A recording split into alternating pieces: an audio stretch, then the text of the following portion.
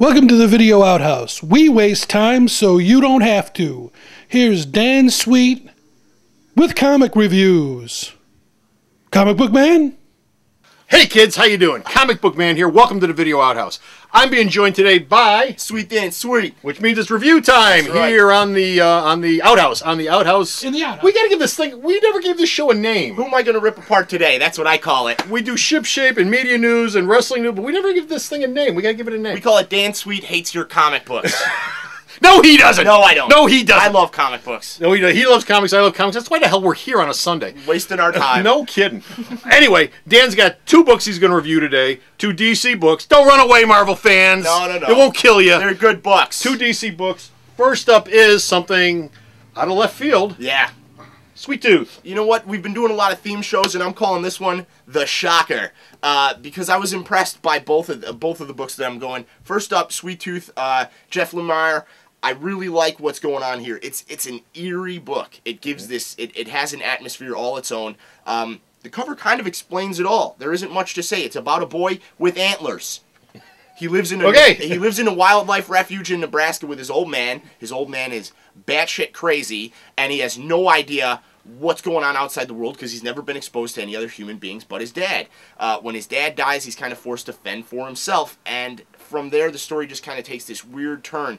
The thing that's most impressive about this book is you can't nail it down to one specific theme. Dystopian future, mutant children, weird inbred kind of coming-of-age story almost. It's all of the above and none of the above. It's exactly, and that's kind of what's so haunting about it is because after you read it, the ending comes out of left field at you and you have no idea what's going on, but you want to keep following this character who's this awkward mess of a human being who has no idea how to be a person, and it leads me to believe that there's more characters out there that are hybrids of people and animals. I don't know. I'm intrigued by this book. It's $1 to pick it up. You need to buy it. You need to buy it and give it a shot. Vertigo has been kicking ass by giving people reasons to try new comic books.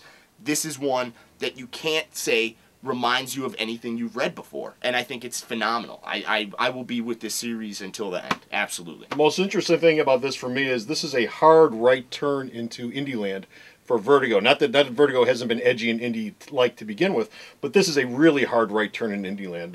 This gentleman, Jeff Lemire. Sorry, Jeff, I'm screwing up your name. I might not be saying it right. And I've run into his work a lot over the years, just from the books that I buy and I rack up here at the store. I've seen his stuff for quite a few years now. It's never been my cup of tea, but that doesn't mean it's not good. And he's got a good little following behind him, but this is a real right turn into indie land. Something that you don't see. Vertigo is often, they do these indie themed books that are really tied to a genre, one form or another.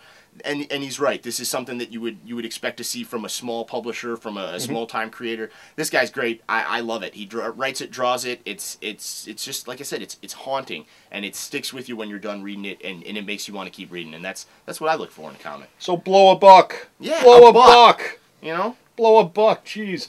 Next up is something very much more mainstream. Yep. Magog #1. Magog #1 from Kingdom Come.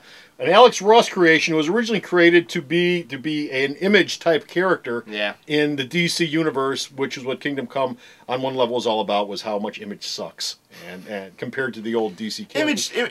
This guy was like the lead Image guy from the thing. Big horns, and he killed everybody. Once again, another shocker. I got to be honest. I wasn't looking forward to this book at all. I read the previews online. I didn't think there was anything special. They were running previews in the back of the comics.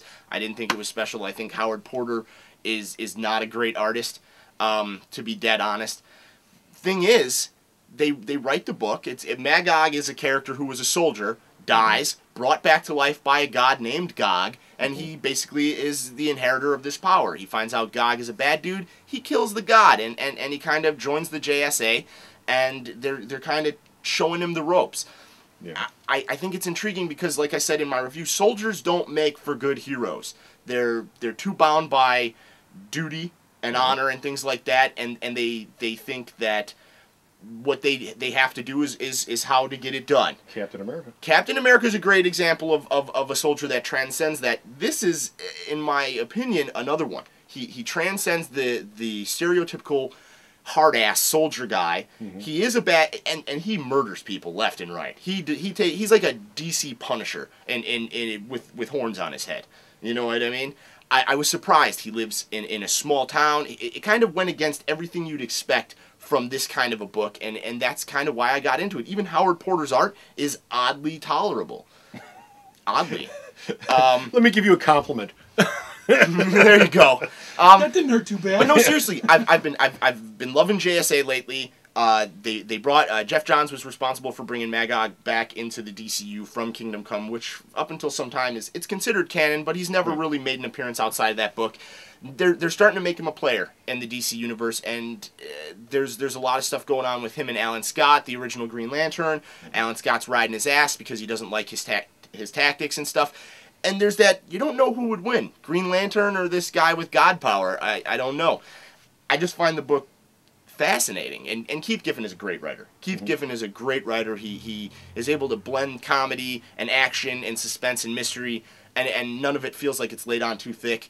I'm definitely going to say go for it. Read this book. Okay. So, this is worth getting.